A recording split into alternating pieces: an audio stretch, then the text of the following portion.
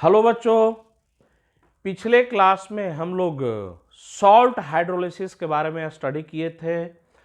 तो आज के वीडियो में या आज के लेक्चर में हम लोग क्या पढ़ेंगे, तो सबसे पहले हम लोग का जो सॉल्ट हाइड्रोलिसिस पढ़ा हुआ है उससे रिलेटेड हम लोग न्यूमेरिकल करेंगे। पहले तो हम लोग क्वेश्चन पर आएंगे, सॉल्ट हाइड्रोलिसिस का क्वेश्चन कैसे करते हैं। उसके बाद हम लोग का नेक्स्ट टॉपिक कौन सा स्टार्ट होगा, तो बफर सॉल्यूशन। तो हम लोग आज के क्लास में क्या करने जा रहे हैं, तो सॉल्ट हाइड्रोलाइसिस का न्यूमेरिकल, फिर उसके बाद बफर सॉल्यूशन पढ़ेंगे और फिर उसके बाद सॉल्ट के सॉल्युबिलिटी के बारे में भी हम लोग क्या करेंगे, स्टडी करेंगे।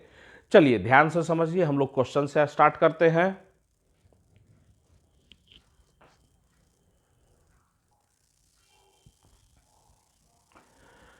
चलिए हम लोग का पहला क्वेश्चन ध्यान दीजिए, क्वेश्चन क्या कर रहा है, व्हाट इज द पीओएच, हमें पीओएच निकालना है ऑफ 0.1 मोलर केबी। तो ये जो सॉल्ट है कैसा सॉल्ट है, तो ब्रैकेट में दिया हुआ है salt of weak acid and strong base.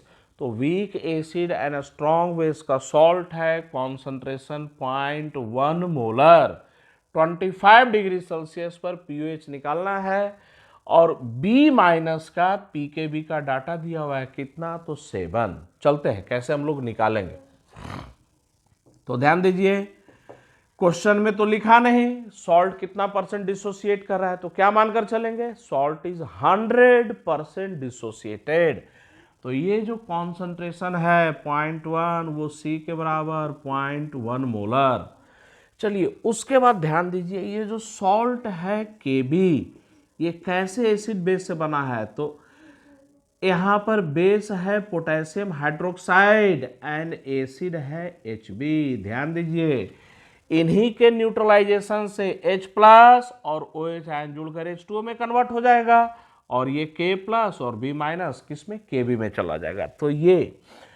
तो अब ये बताइए B माइनस और HB ये कैसे हैं, तो कॉन्जुगेट एसिड बेस पेयर हैं, conjugate acid base pair, conjugate acid base pair है। और B माइनस का क्या दिया हुआ है, पीके भी दिया हुआ है। तो कॉन्जुगेट एसिड बेस पेयर पर आइए, पीके किसका, तो HB का, पीके HB का, और पीके किसका, तो B माइनस का। तो एसिड का पीके और कॉन्जुगेट बेस का पीकेबी। अब ये बताइए 25 डिग्री सेल्सियस पर कॉन्जुगेट एसिड बेस पेयर का पीके और पीकेबी का सम कितने के बराबर, तो 14 के बराबर। तो देयरफॉर पीके निकल जाएगा हम लोग का, पीके बराबर कितना आ जाएगा, तो 14 minus 7 equal to 7।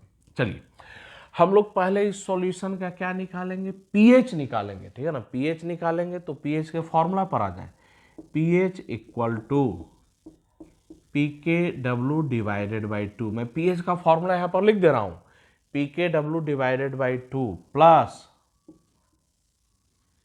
PKA plus log C by 2। ये है हम लोग का फॉर्मूला। लेकिन ध्यान दें, इस फॉर्मूला को यूज करने का कंडीशन है, वो कंडीशन हम लोग लास्ट में चेक कर लेंगे, कंडीशन हम लोग का सही है या नहीं है। क्या कंडीशन है, तो KH by C less than equal to 10 की पावर -3। तो ये फॉर्मूला ब्लाइंडली यूज नहीं करना है, ये फॉर्मूला तभी यूज करेंगे जब KH by C less than equal to 10 की पावर -3 होगा। तो कंडीशन चेक करेंगे हम लोग। तो 25 डिग्री सेल्सियस पर बोला जा रहा है, तो 25 डिग्री सेल्सियस पर PKW बाई 2 कितना हो जाएगा, 7 प्लस PK कितना है, 7 प्लस log C। तो log C यहाँ पर आइए, log 0.1 कितना आएगा, -1 आ जाएगा। तो ये आ जाएगा हम लोग का -1 डिवाइडेड बाई 2। इसको सोल्व कीजिए, 7 माइनस 1 6 डिवाइडेड बाई 2, तो 7 प्लस 3 कितना आ जाएगा, 10। तो अब ये बताइए 25 डिग्री सेल्सियस पर pH plus pOH 25 degree Celsius पर ये सम कितना होता है, 14 होता है। तो देयरफॉर पीएच बराबर हम लोग का कितना आ गया, तो 4 आ गया। यही हम लोग का क्या है, आंसर है। लेकिन ध्यान दें, सॉरी, पीओएच बराबर कितना आ गया हम लोग का, 4। पीएच तो हम लोग का निकल गया 10, पीएच 10, तो पीओएच कितना, तो 14 माइनस 10, 4 के बराबर। लेकिन ये फॉर्मूला तभी अप्लाई करेंगे जब KH/C less than equal to 10⁻⁻3, तो वो कंडीशन भी हम लोग चेक करेंगे।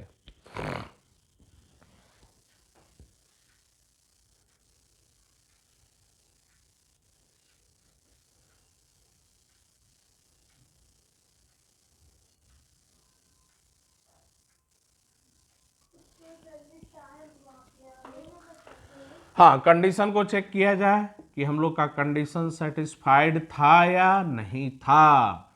तो KH/C, अब KH के फॉर्मूला पर आइए, KH इक्वल टू KW। यहां पर ध्यान दीजिए, अपने कॉपी में फॉर्मूला देखिएगा, KH/C, तो KH का फॉर्मूला क्या होगा, तो KW/KA इंटू C। अब KW कितना, 10⁻⁻14। अभी हम लोग PK निकाले थे, PK कितना आया था, तो 7 आया था, तो PK 7, तो K कितना, 10⁻⁻7, तो K 10⁻⁻7 इंटू C बराबर कॉन्सेंट्रेशन कितना, 0.1। इसको हम लोग सोल्व करेंगे, तो ये सोल्व करने के बाद कितना आएगा, 10⁻⁻6 आएगा, जो कि 10⁻⁻3 से छोटा ही नहीं, बहुत ही ज्यादा छोटा है। तो हम लोग का KH/C 10⁻⁻3 से छोटा ही नहीं, बहुत ही ज्यादा छोटा है, तो therefore H is very very less than 1। तो हम लोग का कंडीशन सेटिस्फाइड था। जो पीएच का फॉर्मूला लगाकर क्वेश्चन बनाया वो बिल्कुल क्या था, करेक्ट था। तो हमेशा ध्यान में रखिएगा, आंसर देने से पहले कंडीशन जरूर चेक कर लेना है KH/C का। सारे जगह पर यही फॉर्मूला था, KH/C less than equal to 10⁻⁻3। तो कंडीशन को जरूर चेक कर लें।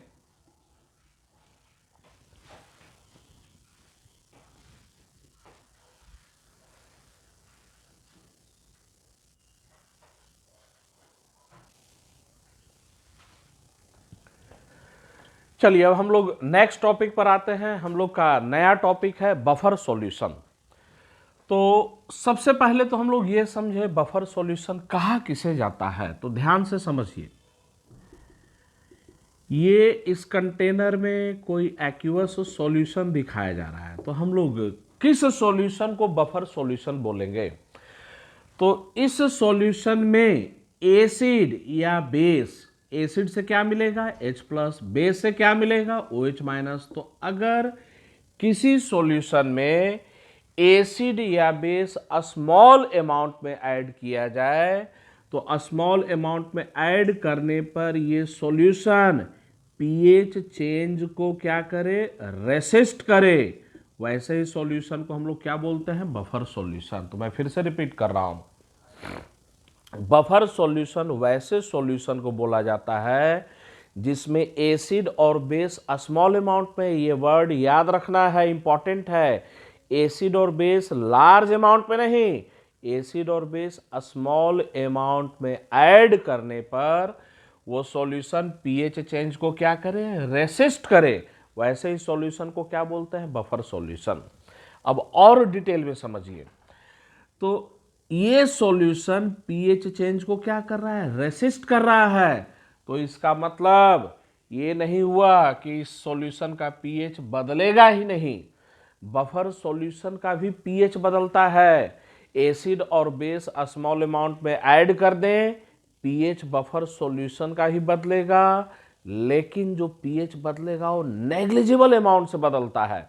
तो रिपीट कर रहे हैं, अगर सिंपल सॉल्यूशन होता, एक सिंपल सॉल्यूशन, साधारण सॉल्यूशन होता, एसिड और बेस स्मॉल अमाउंट में मिलाते, पीएच में चेंज ज्यादा होता, लेकिन चूंकि ये बफर सॉल्यूशन है तो ये पीएच चेंज को रेसिस्ट करता है। इसका मतलब ये नहीं है कि पीएच इसका भी नहीं बदलेगा, पीएच तो इसका भी बदलेगा, लेकिन as compare to simple solution इसका पीएच चेंज नेग्लिजिबल होगा। तो डेफिनेशन को याद कीजिए, बफर सॉल्यूशन किसे कहते हैं, तो ऐसा सॉल्यूशन जिसमें एसिड और बेस कैसा अमाउंट, तो स्मॉल अमाउंट में ऐड करने पर पीएच चेंज को क्या करे, रेसिस्ट करे, वैसे ही सॉल्यूशन को हम लोग क्या बोलते हैं, buffer solution.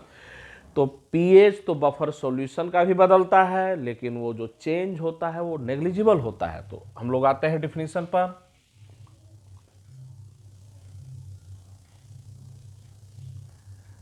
solution which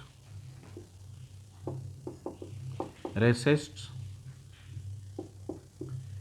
pH change when a small amount of an acid or base is added. Solution which resists pH change when a small amount of acid or base is added to it. तो ऐसे ही solution को हम लोग क्या कहते हैं? Buffer solution. अब buffer solution का मतलब ये नहीं है कि उसका पीएच बदलेगा ही नहीं, ये नहीं है कि रेसिस्ट पीएच चेंज को रोकने का कोशिश करता है और कुछ हद तक सफल भी होता है, लेकिन पीएच उसका भी बदलता है और वो नेग्लिजिबल चेंज होता है। तो it means it does not mean that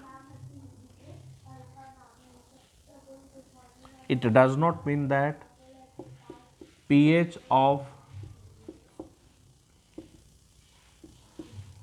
it does not mean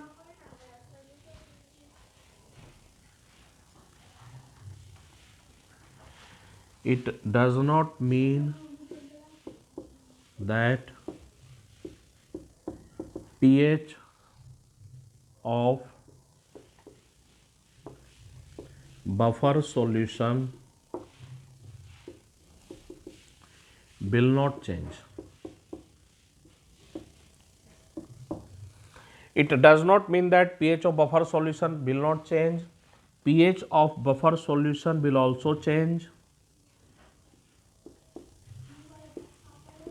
pH of buffer solution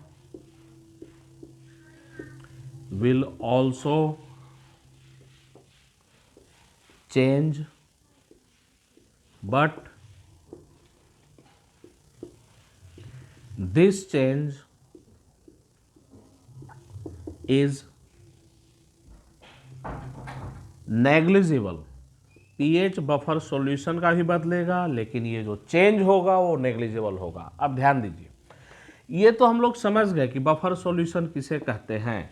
तो जो सॉल्यूशन पीएच चेंज को रेसिस्ट करे, कब? तो एसिड और बेस को स्मॉल अमाउंट में ऐड करे तब। एसिड और बेस कैसा अमाउंट? स्मॉल अमाउंट, ये याद रखना है। अब बफर सॉल्यूशन के एग्जाम्पल पर आते हैं। बफर सॉल्यूशन कितने टाइप्स के पाए जाते हैं? तो ध्यान दीजिए, बफर सॉल्यूशन मेनली दो टाइप का होता है, एक एसिडिक बफर, दूसरा बेसिक बफर। हम लोग को यहाँ पर एसिडिक बफर का सॉल्यूशन है, उसका पीएच कैसे निकालते हैं, बेसिक बफर का सॉल्यूशन है, उसका भी पीएच कैसे निकालते हैं, यही सब चीजें सीखना है। तो types of buffer solution, types of buffer solution, buffer solution का टाइप। तो ध्यान दें, बफर सॉल्यूशन मेनली दो टाइप के होते हैं। कौन कौन सा? तो पहला एसिडिक बफर और दूसरा हम लोग का बेसिक बफर। अब एक एक कर आते हैं। पहले हम लोग आते हैं एसिडिक बफर में। तो एसिडिक बफर में दो कंपोनेंट होते हैं, एक वीक एसिड होता है, दूसरा उसी वीक एसिड का एक सॉल्ट होता है जो कि स्ट्रॉन्ग बेस से बना हुआ है। तो एसिडिक बफर में क्या होता है? ए solution of weak acid and it's salt. ध्यान दें, एसिडिक बफर कैसा सॉल्यूशन होता है? तो ए solution of weak acid and it's salt, उसी वीक एसिड का salt and it's salt with a strong base, एक स्ट्रॉन्ग बेस के साथ वो सॉल्ट बना हुआ होता है। तो कुछ एग्जाम्पल हम लोग समझे एग्जाम्पल से। तो कुछ एग्जाम्पल हम लोग खुद से भी लिख सकते हैं। वीक एसिड के एग्जाम्पल पर आइए। एक वीक एसिड कौन सा? तो एसिटिक एसिड। दूसरा वीक एसिड कौन सा ले लें? Hydrogen cyanide. फिर वीक एसिड लीजिए हाइड्रोजन फ्लोराइड। तो ये सब वीक एसिड के एग्जाम्पल हैं। तो weak acid plus salt, weak acid plus salt, salt इसी वीक एसिड का जो कि एक स्ट्रॉन्ग बेस से बना हुआ है। तो एक एग्जांपल लीजिए, सोडियम एसीटेट। भाई ये जो सॉल्ट है सोडियम एसीटेट, किस एसिड से? एसिटिक एसिड से, इसी एसिड से। किस बेस से? सोडियम हाइड्रोक्साइड, स्ट्रॉन्ग बेस से। चलिए सेकंड एग्जांपल पर आ जाए, ये वीक एसिड, इसी वीक एसिड का सॉल्ट लीजिए, बनाइए सोडियम साइनाइड। ध्यान दीजिए, ये सॉल्ट किस एसिड से? तो हाइड्रोजन साइनाइड HCN से। इस सॉल्ट का बेस कौन सा है? Sodium hydroxide, strong base. तो हमेशा ध्यान में रखना है एसिडिक बफर में weak acid plus salt, salt उसी वीक एसिड का जो कि एक स्ट्रॉन्ग बेस से बना हुआ है। Hydrogen fluoride plus salt, salt बनाइए इसी वीक एसिड का सॉल्ट, तो सोडियम फ्लोराइड। तो ये कुछ एग्जाम्पल होगा किसके? एसिडिक बफर के। एग्जाम्पल याद नहीं रखना है, पॉइंट ये याद रखना है, एसिडिक बफर में क्या होता है? तो वीक एसिड प्लस सॉल्ट होता है, सॉल्ट उसी वीक एसिड का बना हुआ है जो कि एक स्ट्रॉन्ग बेस से बना हुआ होता है। चलिए उतारिए।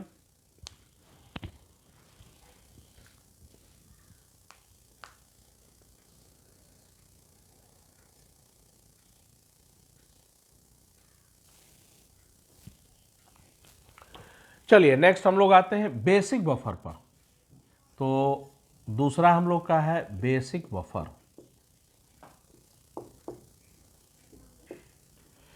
बेसिक बफर में क्या होता है? एक वीक बेस होता है और उसी वीक बेस का सॉल्ट होता है जो कि एक स्ट्रॉन्ग एसिड से बना हुआ है। तो याद रखिए, acidic buffer acid plus salt, basic buffer base plus salt. और एसिडिक बफर में जो सॉल्ट है उसी एसिड का बना हुआ है जो कि एक स्ट्रॉन्ग बेस से बना हुआ है। बेसिक बफर में जो सॉल्ट है उसी वीक बेस से बना हुआ है जो कि एक स्ट्रॉन्ग एसिड से भी बना हुआ है। तो basic buffer a solution of weak base and its salt with a strong acid। तो बेसिक बफर में एक वीक बेस है, दूसरा सॉल्ट है जो कि उसी वीक बेस से बना हुआ है और एक स्ट्रॉन्ग एसिड से बना हुआ है। कुछ एग्जाम्पल पर हम लोग आते हैं। वीक बेस का एक example ammonium hydroxide. Weak base का दूसरा एग्जाम्पल ले लें CH3NH2। तो ऐसे बहुत सारे एग्जाम्पल ले सकते हैं। अब इसी वीक बेस से सॉल्ट बनाइए जो कि एक स्ट्रॉन्ग एसिड से भी बना हुआ है, तो अमोनियम क्लोराइड। ध्यान दें, ये अमोनियम क्लोराइड, बेस इसका कौन सा? अमोनियम हाइड्रोक्साइड, और एसिड कौन सा? HCl।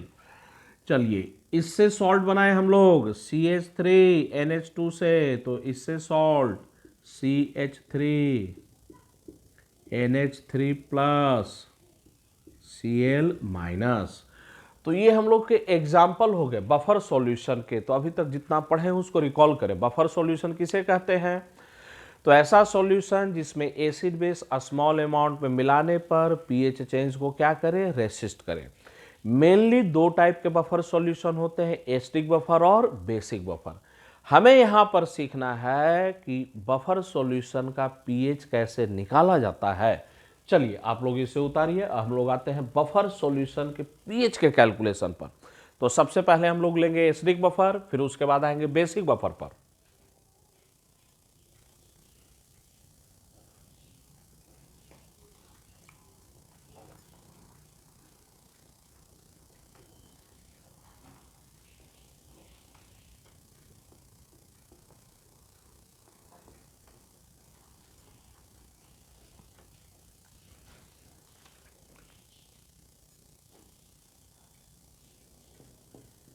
पीएच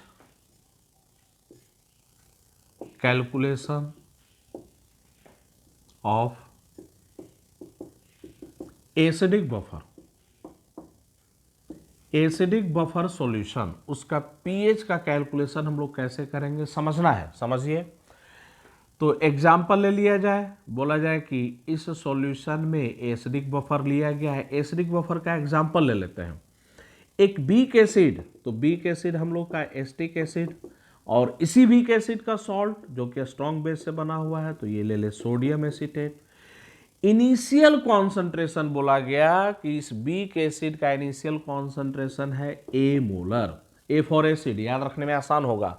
तो एसिड का इनिशियल कॉन्सेंट्रेशन ए मोलर, और ये जो सॉल्ट है इसका इनिशियल कॉन्सेंट्रेशन है एस मोलर। तो ध्यान में रखें, S for salt, A for acid, तो सिंबल उसी के अकॉर्डिंग लिए है, याद करने में आसानी हो। हमें यहाँ का पीएच निकालना है, तो ये पता करना पड़ेगा इस सॉल्यूशन में H प्लस है कितना। तो H प्लस के सोर्स पर आइए भाई, एक H प्लस तो वाटर से मिलेगा, लेकिन ध्यान में रखें सॉल्ट हाइड्रोलिसिस और बफर सॉल्यूशन में वाटर का कंट्रीब्यूशन नेग्लेक्ट कर देना है, बिल्कुल। तो यहाँ पर H प्लस के सोर्स पर हम लोग ध्यान दें तो इस सॉल्यूशन में H प्लस वाटर के डिसोसिएशन से मिलेगा, लेकिन वाटर वाला H प्लस हमें नेग्लेक्ट कर देना है। तो दूसरे सोर्स पर आते हैं, तो एक एसिटिक एसिड का रिएक्शन होगा, दूसरा सोडियम एसीटेट भी डिसोसिएट करेगा। तो एक एक कर कर इनके रिएक्शन को लिखिए। तो CH3 COONA एक्यूअस, ये 100% आयंस पे टूटा, CH3 COO माइनस एक्यूअस, और ये Na प्लस एक्यूअस।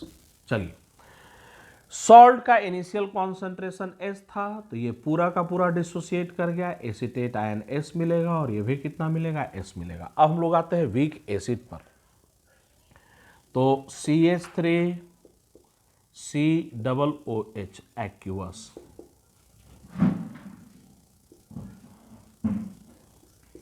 एसीटेट आयन का कॉन्सेंट्रेशन प्लस H प्लस का कॉन्सेंट्रेशन। ध्यान दें, ये वीक एसिड का डिसोसिएशन है, तो इक्विलिब्रियम कांस्टेंट कितने के बराबर, तो K के बराबर। वीक एसिड का डिसोसिएशन, इक्विलिब्रियम कांस्टेंट K के बराबर। इक्विलिब्रियम पर कॉन्सेंट्रेशन पर आते हैं भाई, इसका देखिएगा यहाँ पर इनिशियल कॉन्सेंट्रेशन A के बराबर है, तो इनिशियल कॉन्सेंट्रेशन एसिड का A के बराबर, A में से X डिसोसिएट कर गया, बचेगा A minus x, X dissociate कर कर ये X बनेगा और ये X बनेगा। आप ध्यान दीजिए, यहां पर एसीटेट आयन का दो दो सोर्स था, सॉल्ट से कितना बना, S बना, और एसिड से कितना बना, X बना। तो यहां इस सॉल्यूशन में पूछा जाए एसीटेट आयन का नेट या रिजल्टेंट कॉन्सेंट्रेशन, तो इस सॉल्यूशन में एसीटेट आयन का नेट या रिजल्टेंट बताइए। यहां से S, यहां से X, तो टोटल कितना हो जाएगा, S प्लस एक्स। तो हम लोग यहां पर कितना दिखाएंगे, S प्लस एक्स दिखाएंगे।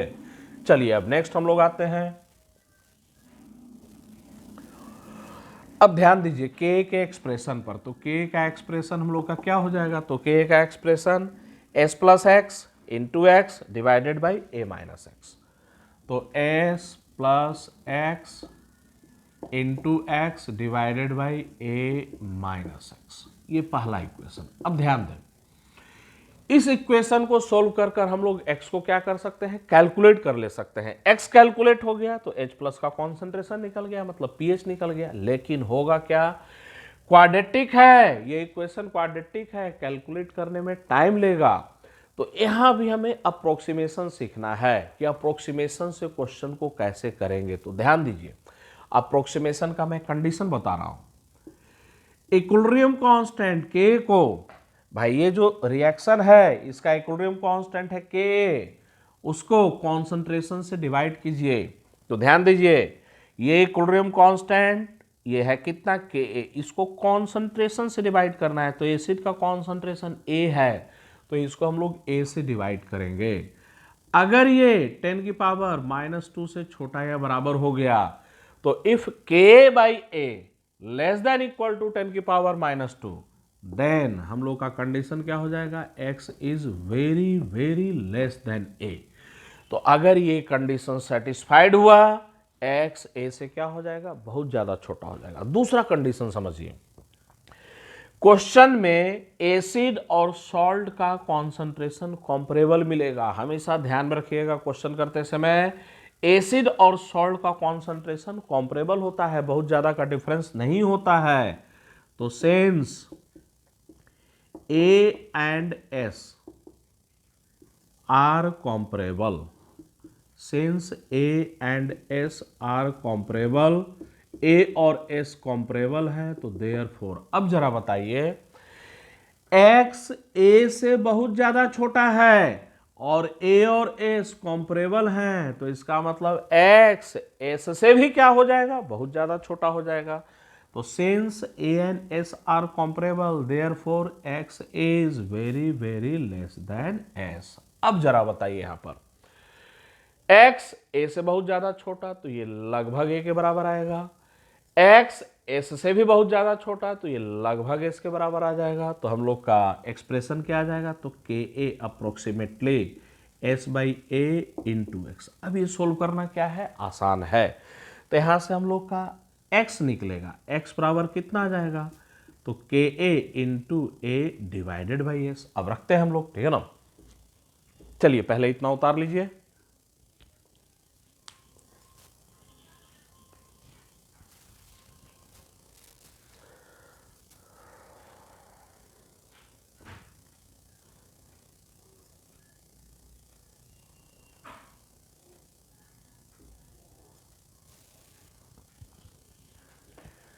चलिए तो हम लोग का H प्लस का कॉन्सेंट्रेशन निकल गया। H प्लस का कॉन्सेंट्रेशन ये X वो कितने के बराबर, तो ये अप्रोक्सीमेटली आया है K A into A divided by S.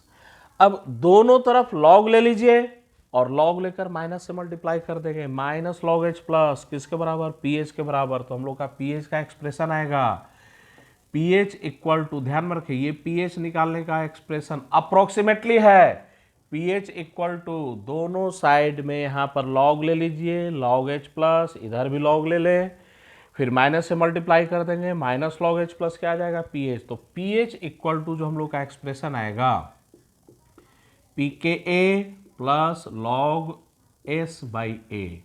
तो pH निकालने का ये फॉर्मूला अप्लाई तब करेंगे जब दो कंडीशन सेटिस्फाइड होगा। कौन कौन सा, तो if K A by A less than equal to 10 की पावर -2, दूसरा condition and A and S are comparable, A और एस कैसे होने चाहिए, कॉम्परेबल होने चाहिए, तब ये फॉर्मूला हम लोग क्या कर पाएंगे, अप्लाई कर पाएंगे। चलिए अब ध्यान दीजिए, इसी फॉर्मूला को अलग अलग तरीके से भी लिखा जा सकता है, पी एच अप्रोक्सीमेटली पी के ए प्लस लॉग। अब यहां पर बताइए एस कॉन्सेंट्रेशन किसका था, सॉल्ट का, ए कॉन्सेंट्रेशन किसका था, एसिड का, तो ये सॉल्ट का इनिशियल कॉन्सेंट्रेशन और ये एसिड का इनिशियल कॉन्सेंट्रेशन। चलिए कंडीशन याद रखना है, पीएच निकालने का ये फॉर्मूला कब अप्लाई करेंगे, जब ये कंडीशन क्या होगा हम लोग का, सेटिस्फाइड होगा।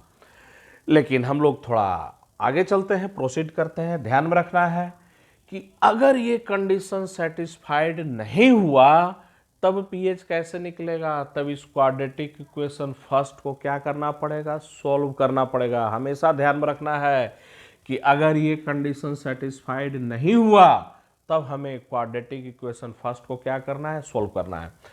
तो ये जो इक्वेशन है इसे हम लोग बोलते हैं हैंडरसन हैसेलबाल्च इक्वेशन, हैंडरसन हैसेलबाल्च इक्वेशन। तो ध्यान में रखना है पीएच निकालने का ये दोनों फॉर्मूला तब अप्लाई करेंगे जब ये condition K by A less than equal to 10 की पावर -2 और ए और एस क्या हो, कॉम्परेबल, ये कंडीशन सेटिस्फाइड हो तभी अप्लाई करेंगे। अगर ऐसा नहीं हुआ तो हमें इस क्वाड्रेटिक इक्वेशन को सोल्व करना पड़ेगा। तो नोट में कर ये पॉइंट लिखा जाए। चलिए आगे प्रोसीड करने से पहले थोड़ा सा हम लोग ऐसे भी चलें,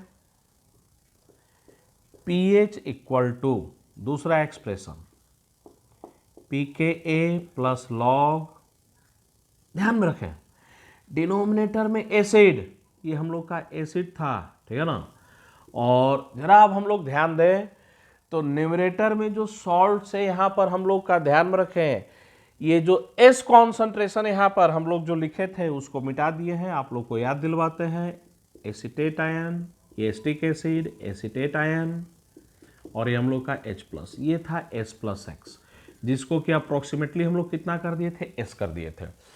तो एग्जैक्ट तो s प्लस एस था ना, एग्जैक्ट हम लोग का s प्लस एक्स था, तो उसी को अप्रोक्सीमेशन में s लिखा गया था। तो अगर एग्जैक्ट लिखेंगे तो नीचे में एसिटिक एसिड का कॉन्सेंट्रेशन, एसिटिक एसिड का कॉन्सेंट्रेशन, और ऊपर में लिखेंगे तो s जो लिखे थे वो तो अप्रोक्सीमेशन में था, एग्जैक्ट कितना था, तो s प्लस एक्स था। तो न्यूमरेटर में एसीटेट आयन का कॉन्सेंट्रेशन। तो ये pH निकालने का इसमें कोई अप्रोक्सीमेशन नहीं है, ये एग्जैक्ट फॉर्मूला है। लेकिन इस एग्जैक्ट फॉर्मूला को सोल्व करने के लिए हमें ये क्वाड्रेटिक सोल्व करना पड़ जाएगा। तो ध्यान में रखें, ये एसीटेट आयन का कॉन्सेंट्रेशन इक्विलिब्रियम पर, एसीटेट आयन का कॉन्सेंट्रेशन इक्विलिब्रियम पर।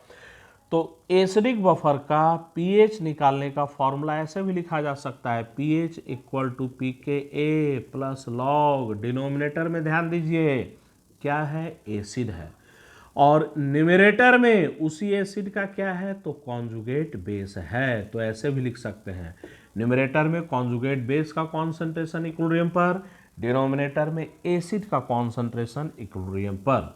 चलिए आप लोग उतारिए।